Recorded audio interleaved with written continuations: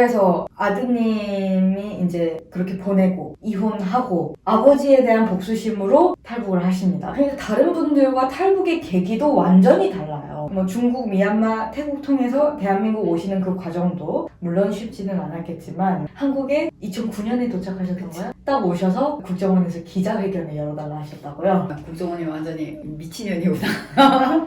거짓 미친 사람 취급받았고 이게 스토리가 아무도 안 믿었어요. 이거 조사하는데 꽤 오래 걸리셨겠어요. 근데 난 조사 생각보다 빨리 끝났어요. 너무 확실하게 검증된 게 많아가지고. 그래서 국정원에 와서 제일 먼저 밝혀야 될 신분, 한국 들어올 때까지만 내 신분 숨기고 들어왔거든요. 그냥 동네 친구, 내 가장 친한 친구 이름 내고 일반인으로 그냥 딱 들어와서 조사하는데 태국 이민국에서 조사할 때 너 이름 누구 맞는 거야? 왜 말을 안 해? 아닌데요. 그러니까 뭔 소리야? 다른 사람이 이름 냈습니다. 왜? 그때부터 이제 얘기하기 시작하는 거죠. 내 경력이 조금 심하게 꼬여가지고요. 거기서부터 말하면 너무 꼬여서 내가 못 들어올까봐 거짓말했습니다. 그리고서 다음날 제가 혼자 따로 조사했죠. 내 경력 한번 쭉 쓰봐. 낳아준 부모 모른데 입양 2번 냈대. 그 다음에 군 경력에 마지막 최종 결정은 그래서 양아버지가 현직 구군단 김책사단 정치위원 류영춘 뭐 이름까지 다 되는 거예요. 그러니까 이 사람 가만히 듣다가 에이 나도 너무 나갔다 이렇게 된 거예요. 쟤는 무슨 드라마를 보고 왔나? 그러니까 그렇게 선생님이 맨 처음에는 나를 다 그렇게 취급했어요. 전체조사 그렇게 대충 하고. 이것도 하셨어요? 거짓말 탐지기? 안 했어요. 난 애초에 그거 할 필요 없을 정도로 그냥 증거만으로는 이제 확실하게 이제 다 정리되는 게 나와가지고 특히 양아버지가 현직 사단정치위원이 집 위치, 군단 정치위원, 그런 사단장 위치, 보위부장 집 위치, 군단 위치, 방원고 위치 정보를 엄청 많이 주셨네요. 그냥 말하면 이제 8.15 훈련소부터 모든 그 위치도의 평면도가 나한테 그려져 나오니까 이 사람들 입을 딱 벌린 거죠. 그거는 거짓말을 할 수가 있는 부분이 아니잖아. 그리고 현직 사단장시원 딸인데다가 그 양아버지가 지금 뭐 하죠? 아직 해요. 이게 미친놈이네.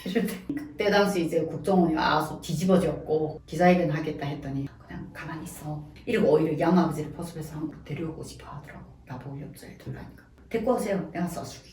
그때까지도 그 분노가 안 썩여진 거죠. 그렇죠. 왜냐하면 그 마지막에 그 배신은 그게 돈이 드는 게 아니에요. 전화 한 통이면 되는데 그것조차 안 해줄 정도로 나를 그냥 가족으로 생각 안 했구나라는 그거 그냥 버린 거죠. 돈은 내가 필요 없으니까 그냥 버린 거죠. 나는 거기에 가장 많이 화가 나 있는 상황이고 그래서 현직에 있을 때 최대한 빨리 와야 내가 그 복수를 끝내야겠다라는 문제도 있었고 그리고 이제 한국 와서 방송을 바로 나가려고 하니까 딸이 걸리는 거잖아요. 내가 2006년에 나왔잖아요. 2009년이면 이제 3년밖에 안 됐잖아요. 북한 법상에 이혼을 내가 결국 못했잖아요. 네. 그러니까 여기에서 이혼의 신청을 냈고 판결은 못 받은 상태예요. 내가 그걸 계산했거든요. 그러면 신청은 냈는데 판결은 안 났고 사람이 사라졌어요. 사람이 부재한 지 5년이 되면 자동 이혼 처리가 돼요. 그렇게 되면 딸은 일단 내 밖으로 나가는 거죠. 북한이 또 외독자 가문들을 보호하는 좀 그런 게 있어요. 애는 그냥 최씨 가문 안에서의 문제만 없으면 걔는 거기서 안전하는 거죠.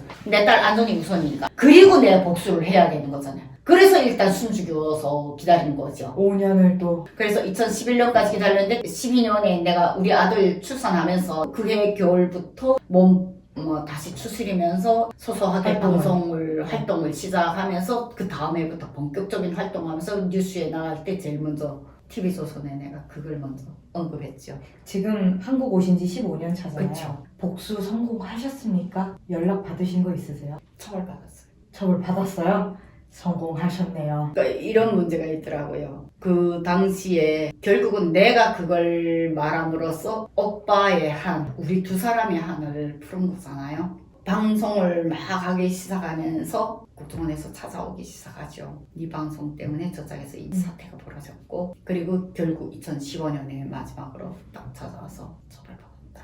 알려주더라고요. 그래서 그걸 왜 알려줍니까? 이랬더니 너가 알아야 될 것 같아서. 그날 진짜 많이 울었거든요. 내 이름 자체가 김정일 감사문하고 딱 연결이 됐기 때문에 이게 빼박도 못하는 정치범이 돼버리는 거거든요. 사기로 입양을 한 거잖아요. 내가 그 입양 절차 납치돼서 입양하고 뭘 어떻게 하고 마지막에 어떻게 무엇을 거절당했다. 그게 전화 한 통이면 끝날 일을. 사람 하나로 탈북시킨 거죠. 직접 그게 주는 평가가 어떤지 나는 알아요. 내 양아버지하고 아들이 그냥 같이 좀 지방적으로 갔고 어쨌든 그렇게 다 가족이 조금 무너진 상태더라고요. 그 최종 결론을 들었을 때는 별로 기쁘지는 않았어요. 그냥 이게 맞는 건가? 그때까지는 인권이 뭔지 아직도 배우고 있는 상황이었는데 지금은 인권 활동을 하면서 인권을 많이 배웠어요. 너무 믿고 내 인생이 무너지고 우리 오빠가 죽고 그런 사람이지만 그 결과를 들었을 때는 기분은 별로 좋지는 않았어요. 북한이라는 사회의 인권 현황을 내가 한 해, 두 해 더 알아가면 알아갈수록 그게 어떤 의미인지 그걸 마냥 기뻐만 할 수 없다는 그런 부분에 대해서 다시 좀 알게 된 것 같아요. 결국에는 또 다른 형태의 마음의 짐이 되셨을 것 같아요. 인권이라는 문제를 이 민주주의 체제가 아니면 도저히 배울 수 없는 그걸 보면서 세상을 다른 눈으로 보게 된 것 같아요. 그렇게 수많은 일을 겪으면서 우리가 국제법이나 국내 이런 사법체제 이런 문제에서 우리가 과연 이거를 악용하지 않고 공정하게 인권을 지키면서 피해자와 피의자에 대한 정확한 판단과 사회적 편견, 사회적 시선, 인식 등 다양한 문제가 이게 복합적으로 어떻게 연결이 되는지 그걸 지금 배워가는 엄청난 시기인 것 같고 만약 내가 인권을 조금 더 알고 그 복수의 문제를 생각했다면 조금 다른 복수로 하지 않았을까. 그때 국정원이 제안한 대로 차라리 양아버지를 탈북시켜서 내 앞에 무릎 꿇고 사죄하는 게 차라리 그게 맞지 않았을까. 또 그런 생각도 또 다시 해봐요. 마지막에 이제 그 헤어지던 날 임신이 돼가지고 오셨는데 어떻게 헤어지게 된 겁니까? 중국 딸 같은 경우에는 그때 당시 나한테 아이를 두고 온다는 게 어떤 의미인지 다르잖아요. 애를 데리고 올라고 필사적으로 생각했어요. 애가 임신된 줄도 모르고 나는 탈북을 했고 중국 넘어와서도 중국 신랑하고 마지막으로 있었던 게 그 4월 25일 날짜를 내가 생각을 못했는데 중국에 와서 7월 말에 그 임신된 걸 발견했거든요. 그때 임신된 걸 발견했을 때 병원에도 물어봤어요. 임신 지금 한 어느 정도 되냐, 한 100일 정도 된다 하는 거예요. 왜냐면 그 가운데 내가 교제를 한 게 없기 때문에. 그러면 지금 100% 그것밖에 없거든요. 그래서 아차 이게 뭐가 잘못됐구나. 그래서 그 아이를 처음엔 안 낳으려고 했죠. 근데 임신된 거 발견한 순간 바로 공안에 고사질 당했죠. 북한에 온 여자가 한 달밖에 안 됐는데 북한 임신 대체로 이런 애들은 바로 북한에 보내야 된다. 이렇게 된 거죠. 공안까지 끌려갔을 때 내가 딱 한마디 했어요. 북송시키세요. 잘 북송시키세요. 근데 당신들은 다 살아서는 못 넘깁니다. 이렇게 깜짝 놀라더라고요. 이게 무슨 소리냐. 내가 살아서는 그 땅을 안 넘겠다고 다짐했거든요. 돌아가신 부모님의 명예는 나한테는 내가 마지막까지 지켜야 돼. 우리이고 그분들한테 하지 못할 효도예요. 북송돼서 고향에 간다는 건 또 다른 문제. 또 다른 문제죠. 사람들 앞에 그 비난의 대상. 나는 그런 삶을 못 살아봤어요. 북한에서. 누구한테 비난도 못 받아봤고 공개 피판? 누가 함부로 나한테 피판도 안 해봤어요. 비참하게 끌려다니고 싶지 않았어요. 내가 그래서 내 두만강 넘을 때 내가 말했다. 살아서는 이 땅을 안 넘으리라. 죽겠다고 작정한 놈 당신들이 막을 수 있다고 생각하십니까? 임신인데 어떻게 그런 얘기를 하냐. 임신? 살라고 지금 보내요? 당신들 넘어가면 어떤 일 당한지 당신들이 더 잘 알잖아? 그 자리에서 사무용품 실제 뺏어가지고 내가 자해시도 막 하려고 하는 거 막 모두 다 붙잡고 난리 나고 여경도 울고 통역 울고 중국 신랑 막 부들부들 떨고 그 속에서 이제 결국은 벌금 받고 나를 놔줬거든요.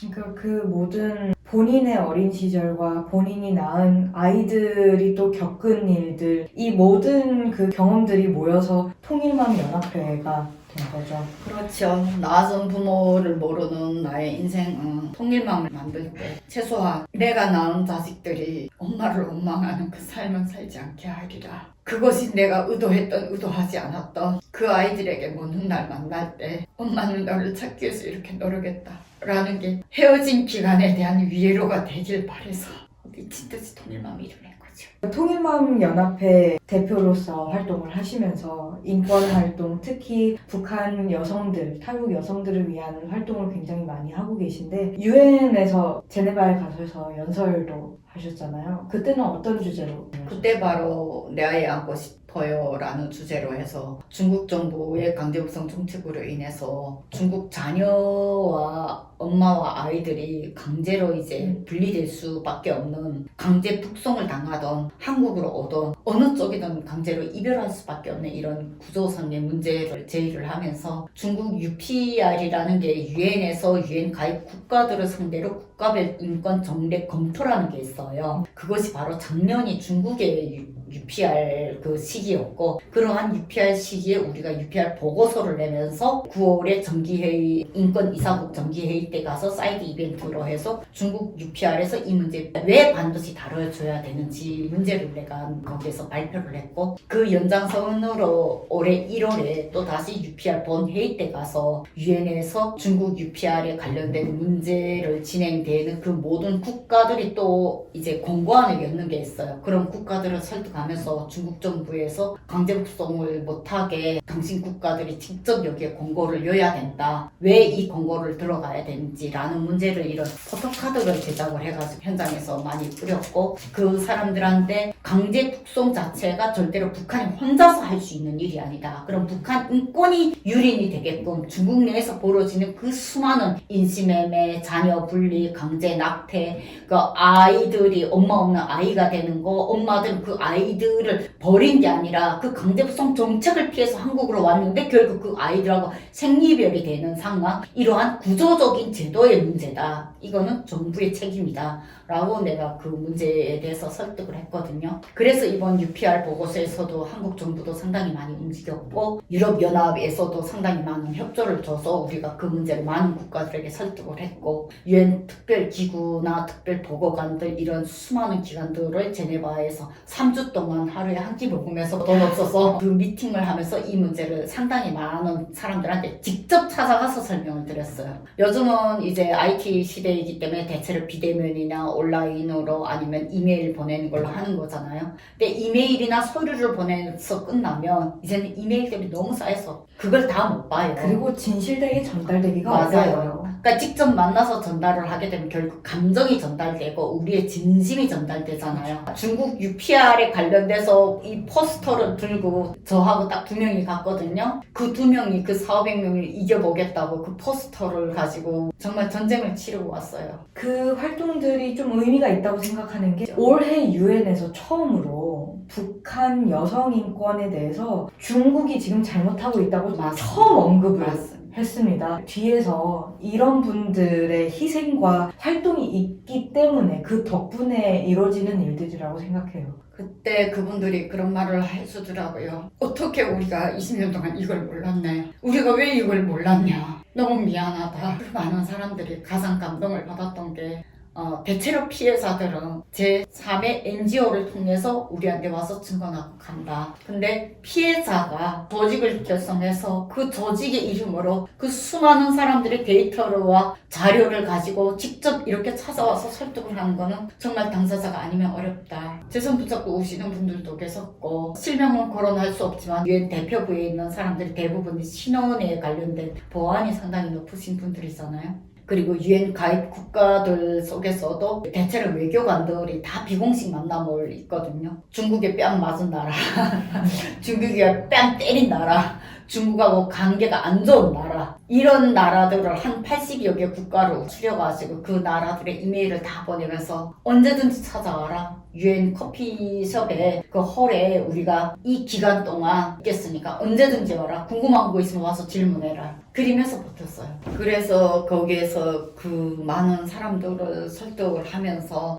이게 결국은 중국의 문제가 아니라 북한 인권을 개선하기 위해서 이 중국 UPR에서 이 문제는 반드시 다뤄져야 된다. 그리고 국제사회가 여기에 관심을 가져야 된다. 우리는 첫째, 김정은 ICC 기소하는 문제도 우리 입장에서는 김정은이라는 사람을 ICC 기소해서 진짜 재판을 받을 수 있는지 문제는 장기적인 시간의 문제지만 이 문제는 북한 인권을 스톱하기에는 너무나도 좋은 명분이다. 그리고 중국 정부의 이 문제를 너무 방치하게 되면 북한 인권의 문제만 포커스를 말하고 뒤에서 진짜 조장하는 거는 중국과 러시아인데 이런 중국과 러시아의 문제를 그냥 못 본 척하고 강대국이라고 외면하는 것이 결국 한반도의 평화의 문제가 안보의 문제가 연결이 되고 국제사회가 원하는 평화의 문제까지 영향을 준다. 북핵의 문제는 우리가 모두 얼마나 심각한지 알지 않냐. 핵 문제를 전면적으로 다루자면 이거는 결국 전쟁의 문제가 되는 거지만 인권의 문제는 다른 문제다. 김정은 ICC 기소나 중국 정부의 강제 북송 정책의 문제를 거론하는 것 자체는 북한 인권에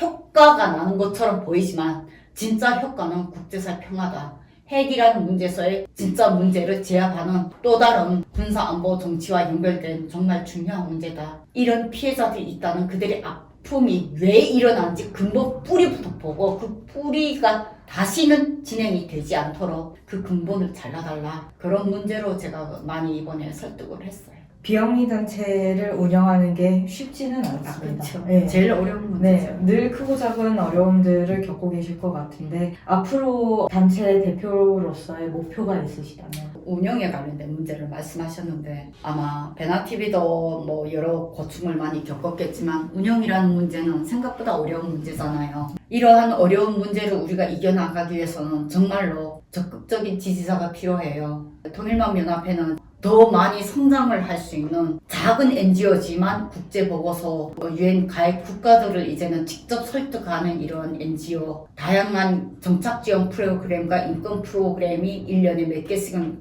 지속적으로 운영이 되다나니 8년 동안에 정부 공모 사업을 20건 이상을 수행한 단체가 있어요. 저희 단체예요. 그러다 보니까 정부 시스템에 상당히 많이 익숙이 되어 있고 정부에서도 검증이 된 회계, 정산, 모든 행정 실무의 프로그램이 공정하게 진행되는 조직으로 성장했지만 지지자가 아직은 많이 없습니다. 그렇다고 이거에 지지를 해달라고 이런 홍보 전략이나 마케팅을 전문으로 하는 인력이 따로 없고요. 사무실 인력이 저 하나고 프로젝트 담당자들이 이제 배정이 되면서 그 사람들은 내가 그 사람들의 생계를 책임져준 이상 그 사람들은 자기 생계를 책임져야 되잖아요. 그렇기 때문에 그러한 분들이 저력으로 이루어서 이 조직이 운영이 됩니다. 많은 사람이 노력도 있었지만 문제는 이런 실무자들이 일하는 곳과 이사진이나 또 다른 그 성장을 위해서 필요한 그 구도가 있잖아요. 그런 구도를 위해서 지금 통일만연합회도 새로운 이사진을 모집하고 있어요. 베나TV를 시청하시는 되게 많은 정말 보수적이고 정말 열정적이고 탈북민을 지원하는 많은 분들 속에서도 통일만연합회 새로운 이사진에 정말 동참하고 싶으신 분들이 있으면 좀 연락 주시기 바라고, 통일만연합회는 그러한 구조적인 문제에서 안정을 앞으로 찾아가면서 국내 예산 같은 경우에는 내부 직원의 인건비를 주는 게 한계가 있는데 해외 기금을 통해서 더 많은 국제활동, 어드보코시를 위해서 이제 유엔을 중심으로 해서 더 많은 활동을 지금 도약하려고 하니까 이제는 단체 안정적인 운영이 너무 좀 필요해서 그러한 구조를 조금 확대하려는 지금 시점이기도 해요. 이제는 안정적인 정말 직원이 너무 필요하고 많은 조력자나 도움이 너무 많이 필요한데 그런 부분에서 통일만연합회 활동에 같이 일하실 분들 지금 좀 많이 찾고 있고요. 그런 기반을 통해서 이제 국제사회 활동이 더 안정적으로 나가고 탈북 엄마들과 자녀들의 이별에 대한 문제는 중국에만 있는 게 아니라 북한에도 있고요. 북중 모두에 저처럼 자녀를 둔 탈북민들도 많아요. 그러한 문제가 아직은 다 피해자들이 너무 아프기 때문에 못 드러내고 있고 드러내기에는 내 자녀들이 또 다칠까봐 그러한 신변의 문제도 있기 때문에 수면에 깔아앉은 문제가 너무 많습니다. 그런 문제는 언젠가는 사회적 문제로 일어나야 되고 통일부나 정부도 탈북 엄마들이 이별한 자녀가 있는 이 문제가 혼자의 아픔으로 가슴에 숨겨둔 사람이 너무 많은데 이 문제를 정책적으로 보호하면서 이들의 신변에도 관심을 가져줘야 된다고 생각해요. 통일이라는 문제를 거론을 할 때 인권을 뺀 통일을 난 거론하지 말라고 말하고 싶거든요. 인권을 배우면서 더 많이 느꼈습니다. 북한이라는 사회의 통일을 왜 원하세요? 나는 질문하고 싶어요. 단순히 경제적 통일? 그것만 원하는 통일이라면 그건 안 하기보다 못하겠다고 생각되거든요. 진짜 통일을 원한다면 북한 사람을 알아야 됩니다. 그들이 인권에 관련된 인식이 없으면 한국 사회를 이해를 못해요. 그게 바로 탈북민 정착에 있어요. 이 탈북민이 왜 이 한국 사회를 적응 못하는지에 대한 문제를 해결하는 과정에 바로 통일에 진짜 답이 있고 그걸 해결하는 과정에 진짜 북한 인권 문제 개선적 학점이 나오거든요. 통일부가 맨날 백날 보고서를 인권 백서 보고서 아무리 많이 낸다고 해도 그 보고서를 탈북민 입장에서 봤을 때 한계가 있거든요. 그걸 북한 사회에 보여줬을 때 너네 이런 문제가 있어 라고 보여줬을 때 북한 사람들이 이해해요?